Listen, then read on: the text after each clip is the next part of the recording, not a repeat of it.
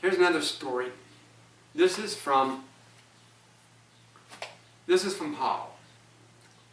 My friend, his mom's name is Ninire. Her father was Turuma Kitipo Nuya Tekehu. He was the son of Tefa Tekehu. He was the son of Mokatet Timokete.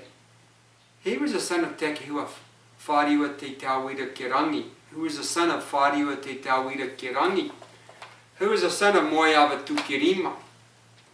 He was the son of Maro. Maro was the son of Temauri Okeha. Temauri Okeha was a chief of Hao in his time, maybe like 300 years ago or so, or more, 350 years ago. In the time of Temauri Okeha, one night there were enemies that came to Hao. Now Hao, like the Tuamotu Islands, there's like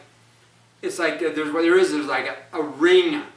It's like a reef, and it's just this island. It's like in a big circle. It's an atoll, and there's a reef, and sometimes there's like sandbars on the reef, and there's coconut trees and stuff. Sometimes it's just reef and there's water, and it's shallow water.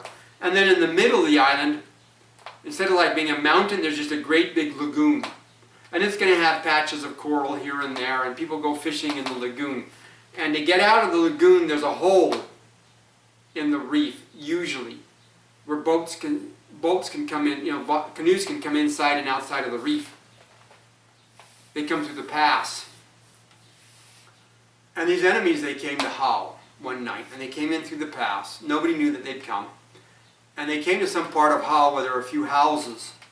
And when the enemies walked, they walked single file, each man stepping in the footsteps of the next man. So you just see one set of footprints, but it was like 20 guys. They're all just stepping in one another's footprints, so it doesn't look like there's like that many.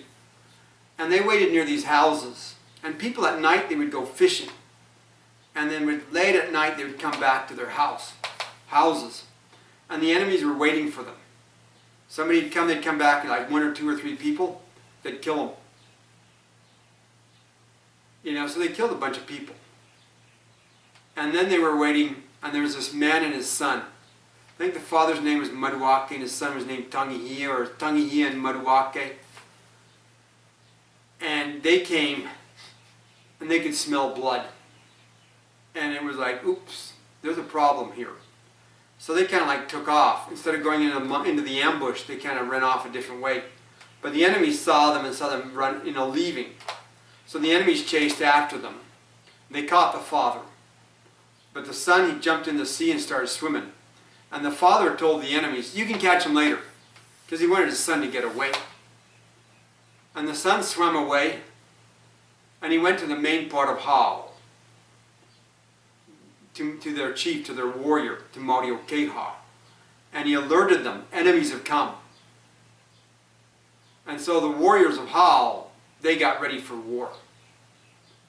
And they went after these guys. And I guess it was like early in the morning. The enemies, they wanted to go back out through the pass, but the warriors of Hao came and they blocked the way to the pass. One of the stories is they were throwing stones, and they made a fish trap in the sea. I'm not sure if that's true or not. But the enemies, they tried to cross over. Instead of, they couldn't get out in their canoe, so they tried to cross over the land to the ocean side, maybe hoping to find a canoe, and then they could steal it and sail away, go back home. But then the warriors of Hao, they met them. When these guys were trying to cross the land, they met them in between, and there was a battle there. And as each of the enemies were outnumbered, and as each of the enemies were killed, the daughter of Temauri Okeha, she had a spear, and she had a rope, kind of like a harpoon. And she would, when somebody died, one of the enemies died, she'd take her spear, push it through the body, string the rope through the body, like she's making a necklace of dead bodies.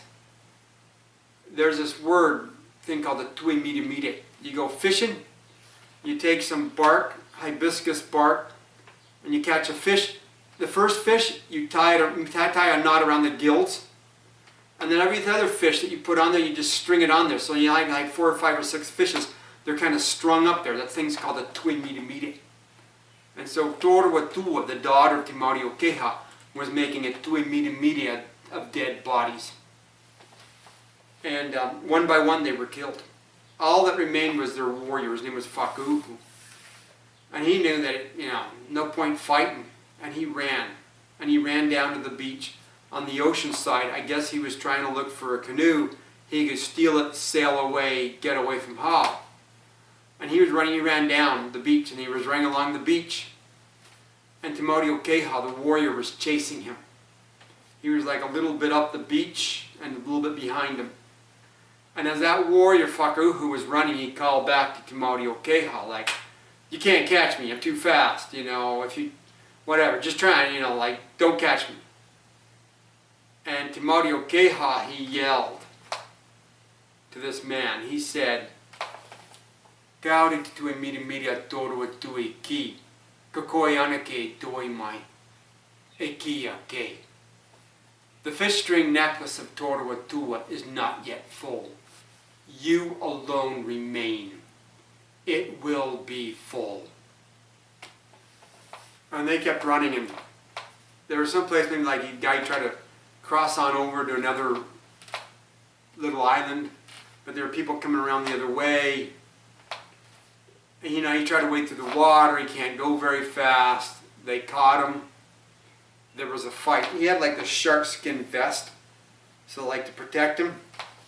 But they speared him under his armpit. And he was killed. He was dead. And he got strung on the tui media Toruatua. And those people, what they did was, all those bodies, that string of bodies, there was a rock in the pass in Hao. They tied that string onto the rock, kind of like of a warning as to others, don't mess with us. Now, I wish I could go back. I feel sorry for that guy, Whakauhu. Yeah, he shouldn't have killed those people. But circumstances kept trapping him in. His way got narrower and narrower, and he had fewer and fewer options. Tried to go out through the pass with his men. They were blocked. They tried to run across the land. There was a battle. He ran. His men were all killed. He ran looking for a canoe. But he's being chased. He can't find a canoe. He's trying to wade over. People are surrounding him. There's a fight. It's just like he's running out of options. He shouldn't have done what he did. Okay? When you do bad things, you're going to get limited. I wish I could go and tell the people of Hao, go back in time and say, let him go, let him go. And they would have said to me, if we let him go, people are going to think they can push us around. And next year, it won't be this guy. Somebody else will come, and they're going to kill some more of us. We have to do this. We're forced into it by circumstances. These days, if I break the law, I go to jail. The police come, they arrest me.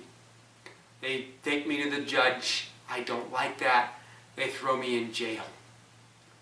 But it's way better than the alternative, which is if people take matters into their own hands. What would happen to me? Kwa hope te reko.